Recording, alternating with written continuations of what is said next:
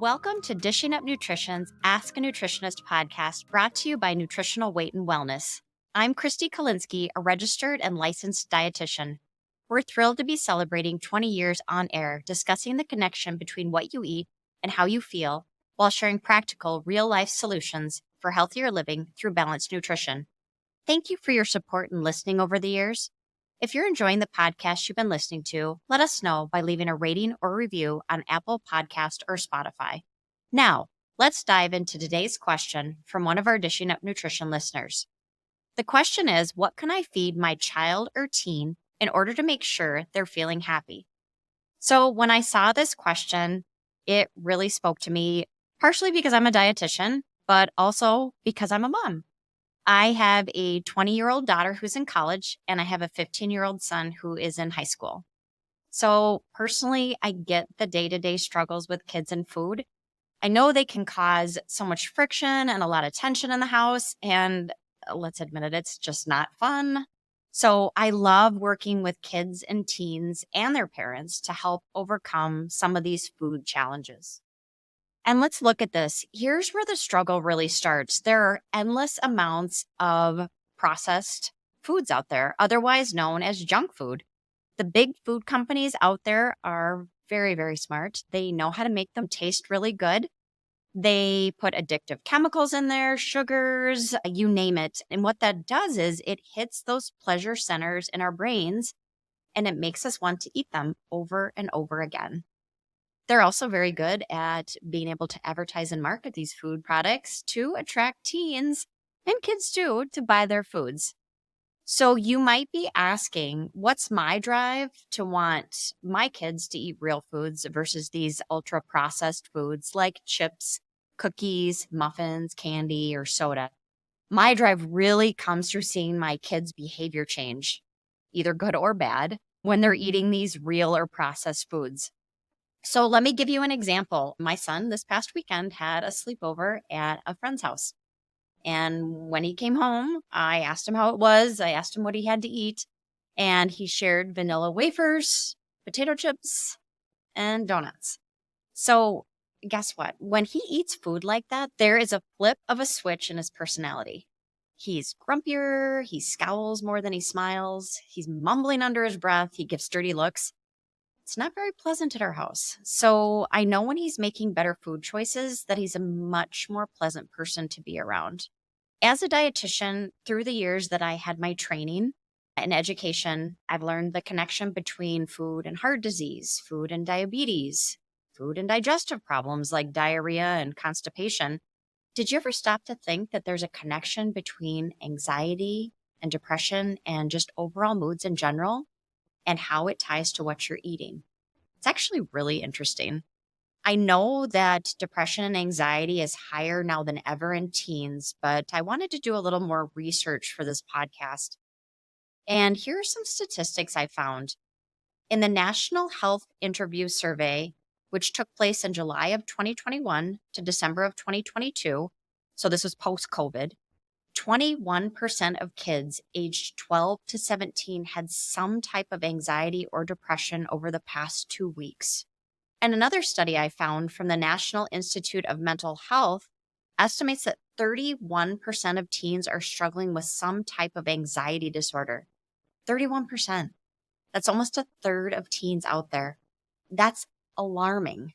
So now that we know this, how is food connected to these types of moods? Or they're actually classified as mental illnesses. There's a wonderful book out there that was written by Tyler Graham and Andrew Ramsey. It's called The Happiness Diet. And what it does is it breaks down and provides a prescription for a sharper brain, better moods, and to have a more energized body. I love what he titled chapter 3. It's called Bad Foods, Bad Moods. He outlines how these ultra processed foods affect us and how we feel. So what he went on to explain is these bad foods or these ultra processed foods cause people to get irritated really easily, and they have trouble focusing. And this is what I found really interesting when I was reading the book. Sugar, especially foods that are high in sugar, cause higher rates of depression, and it actually shrinks your brain. So we can apply this to kids and teens, but think about it as adults too. This is happening to us as well if we're eating these types of foods. So, no wonder we're not mentally feeling well. So, let's start by looking at what kids are eating. The first meal of the day is breakfast. So, let's talk about that. And I'd like to ask all the parents out there, do you guys know what they're serving for breakfast at school? I know here in the state of Minnesota, they recently passed a bill that allows free breakfast and free lunches at school, which is nice until I found out what they were serving. So my son recently informed me at high school for breakfast, they're passing out Pop Tarts, cereal, and sun butter and jelly sandwiches as the kids are walking into school. These foods are considered ultra processed or junk food, and these kids are consuming them on a regular basis.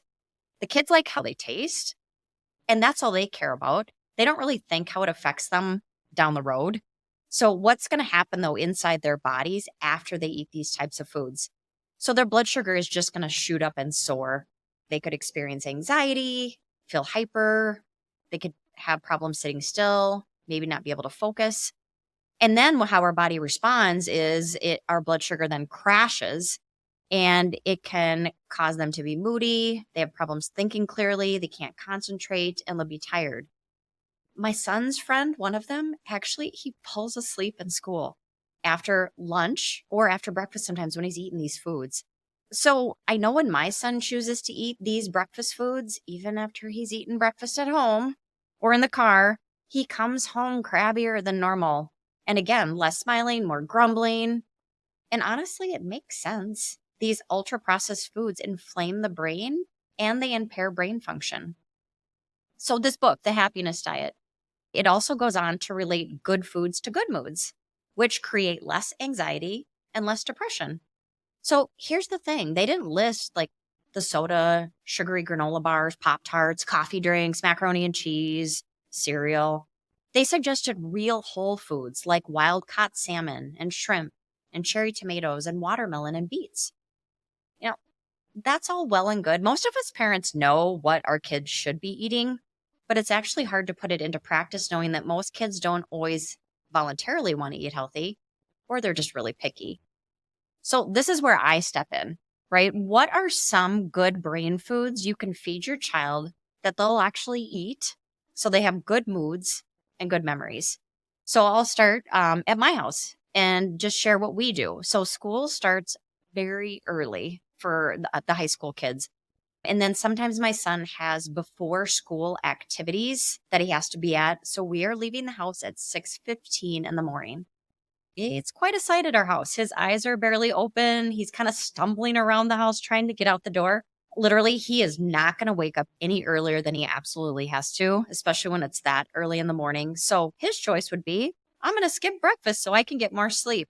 So I know if he does this, he isn't going to have the energy he needs for the day or be able to think clearly in class, and he's going to be hangry, which is hungry and angry by the time lunch rolls around, and he's not going to be pleasant in the classroom. So here's what I do to help offset this. I'll make a protein shake the night before we're going to be leaving early in the morning. What I do is I put 1 scoop of a good quality grass fed protein powder in a blender with a small banana and a few tablespoons of peanut butter and a little water. That makes it runny enough to drink and it helps blend it. And then I put it in the refrigerator. And in the morning, I grab it out of the fridge as we're running out the door. I give it a couple of shakes and I hand it to him. And then he drinks the protein shake on the way to school. So on weekends or maybe the later mornings when he doesn't have to be to school quite as early, his favorite breakfast is a few scrambled eggs with some nitrate-free bacon that I fry up in a pan. And then I serve it with a small bowl of berries on the side. I love working with teens. I really enjoy listening to what they like to eat. And then I create and provide a meal plan that they're happy with. And this meal plan is going to involve a hearty breakfast, like some of the examples I just suggested, followed by packing a great lunch and then having a delicious after school snack in the fridge or maybe in their backpack, and then having a healthy dinner at night. So, what this is going to do is going to give them good brain power, better moods, less anxiety, and less depression. We're going to take a quick break. And when you get back, we will dive into more ideas on good foods you can be feeding your child and teen for good moods.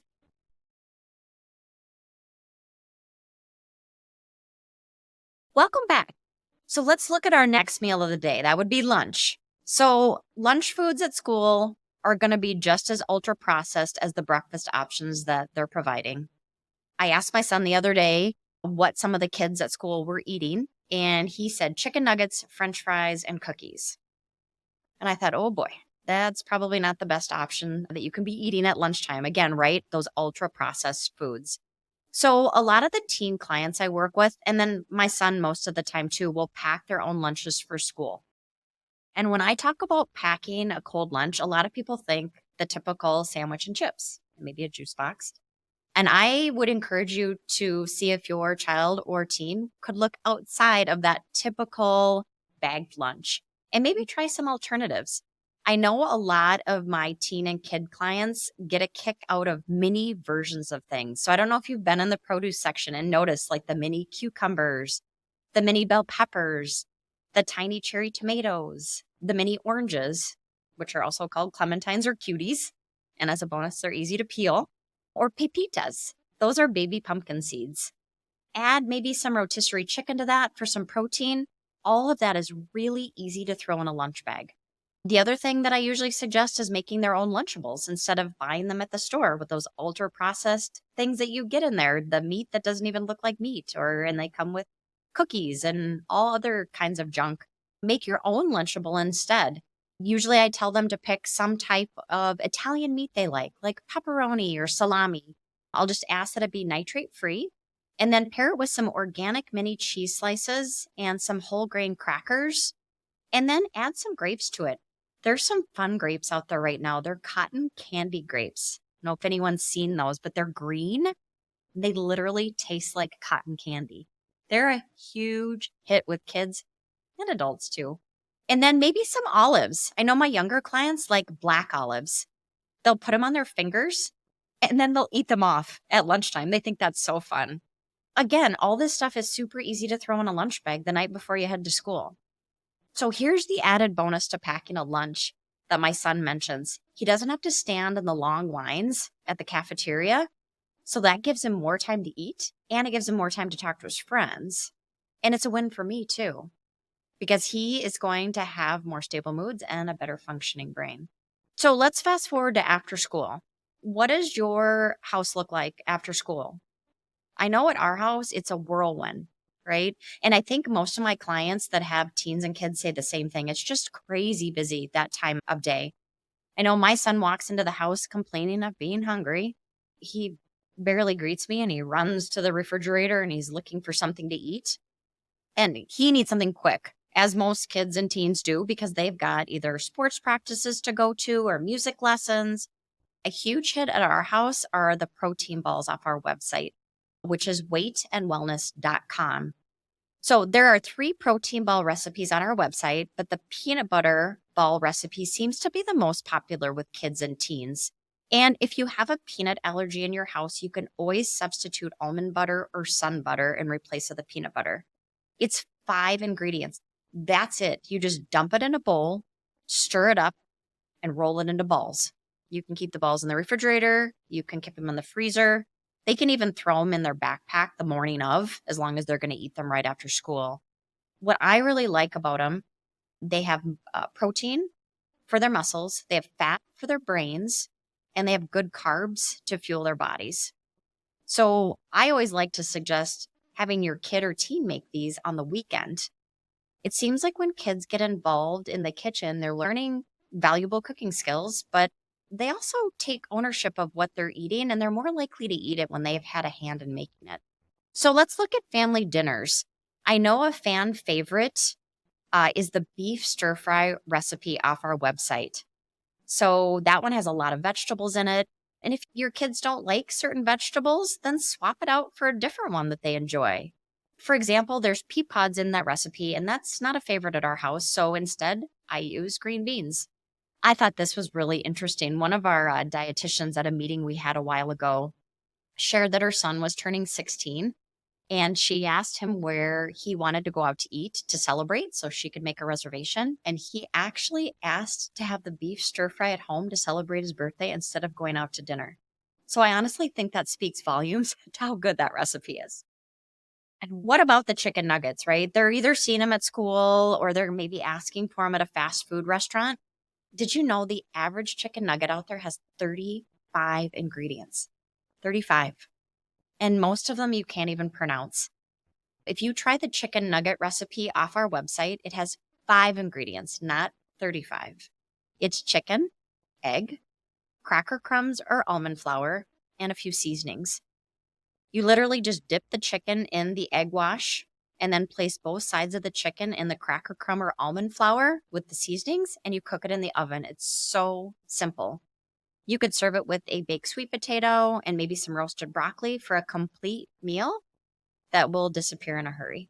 So I'll tell you this about surrounding food in our house for our meals and snacks. I think the best thing I ever did with my 2 kiddos was I took them to the grocery store with me, and I started doing that at a really early age.